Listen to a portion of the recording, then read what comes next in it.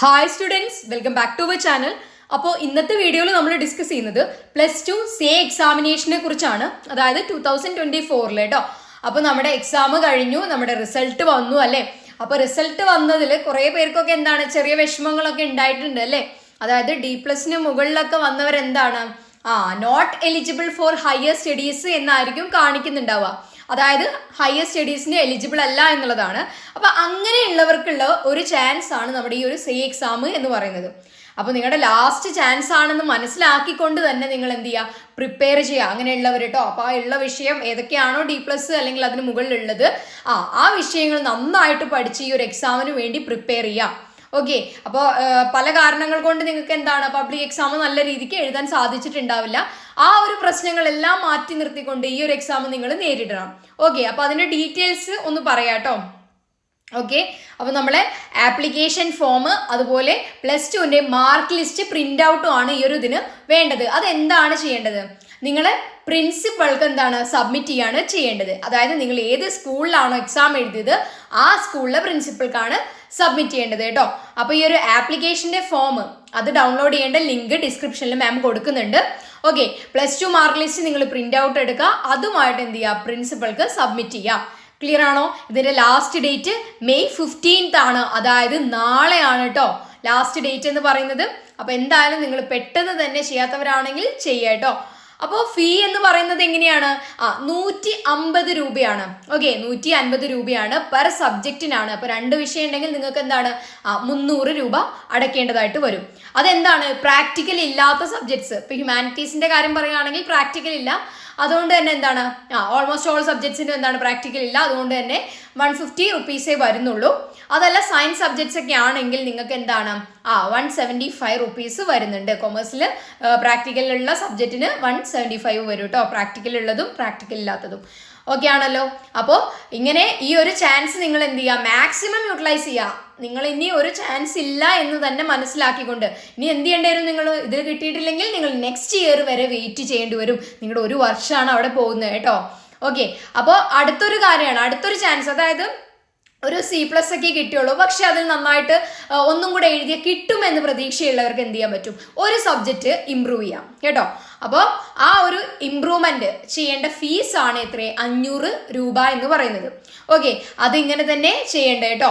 അപ്പോൾ നിങ്ങൾ എന്താണ് 500 രൂപ അടച്ചു കഴിഞ്ഞാൽ നിങ്ങൾക്ക് എന്ത് ചെയ്യാൻ പറ്റും, ഇമ്പ്രൂവ്മെന്റ് എക്സാം അപ്പിയർ ചെയ്യാൻ പറ്റും. അത് ഒരു സബ്ജക്റ്റേ പറ്റുള്ളൂ കേട്ടോ. അപ്പോൾ നിങ്ങൾക്ക് അങ്ങനെ തോന്നുന്നുള്ളവർക്കാണെങ്കിൽ അങ്ങനെയും ചെയ്യാം. ഓക്കെ ആണല്ലോ. ഓക്കെ. അപ്പോൾ ഇനി നമുക്ക് എന്താണ് സേ എക്സാമിൻ്റെ ടൈം ടേബിൾ ഒന്ന് നോക്കാം കേട്ടോ. അപ്പോൾ ടൈം ടേബിൾ എന്ന് തുടങ്ങുമെന്ന് അറിയാലോ. June 12th തുടങ്ങുന്നത്, 20th വരെയാണ് കേട്ടോ. അപ്പോൾ അതിൽ ടൈം ടേബിൾ നോക്കാം. ഫസ്റ്റ് എന്താണ് Part 2 ലാംഗ്വേജ് ഉണ്ട്, computer science and information technology. Okay. അന്നത്തെ ദിവസം തന്നെ ആഫ്റ്റർനൂൺ ആണ്.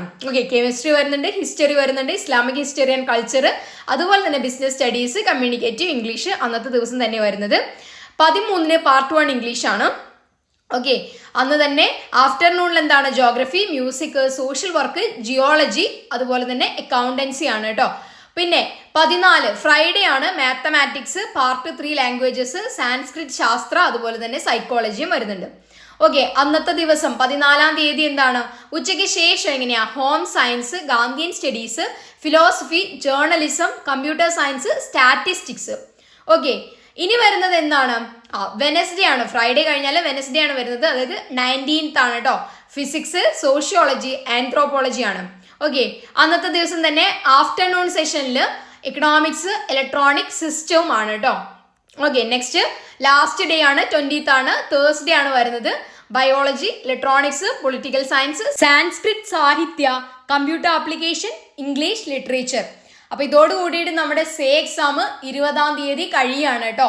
അപ്പോൾ അത്രയും നന്നായിട്ട് നിങ്ങൾ പ്രിപ്പയർ ചെയ്യുക. ഇനി അതിന് വേണ്ട കുറച്ച് ടിപ്സ് ആണ് നമ്മൾ അടുത്തതായിട്ട് പറയുന്നത് കേട്ടോ. Okay. Tips for your preparation എന്തൊക്കെയാണെന്ന് നോക്കാം നമുക്ക്. ഒന്നാമതായിട്ട് അണ്ടർസ്റ്റാൻഡ് യുവർ പോർഷൻസ് വെൽ. അതായത് നിങ്ങൾക്ക് പഠിക്കേണ്ടതായിട്ടുള്ള പോർഷൻസിനെ കുറിച്ചൊരു ധാരണ ആദ്യം നിങ്ങൾ വരുത്തി വെക്കുക. ഓക്കെ. അപ്പോൾ ആദ്യം എല്ലാ ഒരു ഉള്ളടക്കം ഒന്ന് നോക്കുക, ഏതൊക്കെ ചാപ്റ്റേഴ്സ് വരുന്നുണ്ട്, പിന്നെ അതിൽ എന്തൊക്കെയാണ് കണ്ടന്റ് ഉള്ളത്, ആ പോർഷൻസ് ഒന്ന് നിങ്ങൾ മനസ്സിലാക്കി വെക്കുക. ഓക്കെ. അതാണ് ഒന്നാമതായിട്ട് നിങ്ങൾ നോക്കേണ്ട ഒരു കാര്യം. രണ്ടാമതായിട്ട് prepare based on previous year question papers. Okay, അതായത് മുൻകാലങ്ങളിൽ ചോദിച്ച ക്വസ്റ്റ്യൻ പേപ്പേഴ്സ് എടുക്കുക, അതിൽ ഏറ്റവും റിപ്പീറ്റഡ് ആയിട്ട് ഏത് ക്വസ്റ്റ്യൻ ആണോ വരുന്നത് അത് എന്താണ് കൂടുതൽ ഫോക്കസ് ചെയ്ത് പഠിക്കുക. മറ്റേത് പഠിക്കേണ്ട എന്നല്ല പറയുന്നത്, കൂടുതൽ ഫോക്കസ് എന്താണ് കണ്ടിന്യൂസ് ആയി ചോദിച്ച ക്വസ്റ്റ്യൻസ് ഒക്കെ നന്നായിട്ട് പഠിക്കാം. അതുപോലെ തന്നെ എന്താണ് ആ ഒരു പാറ്റേൺ ഒക്കെ നിങ്ങൾക്ക് എന്താണ് നന്നായിട്ട് നോക്കാനും കഴിയും പ്രീവിയസ് ഇയർ ക്വസ്റ്റ്യൻ പേപ്പർ നോക്കുമ്പോൾ.